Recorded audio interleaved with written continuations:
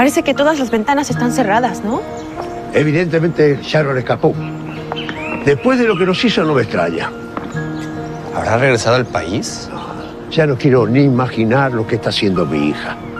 Pero no pensemos en cosas negativas. Lo más importante es que estamos juntos.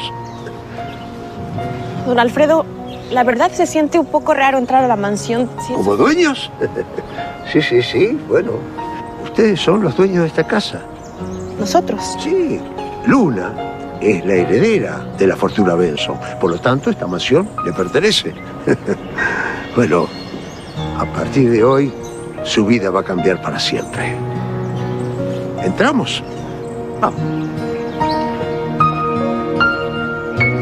Luna, vamos.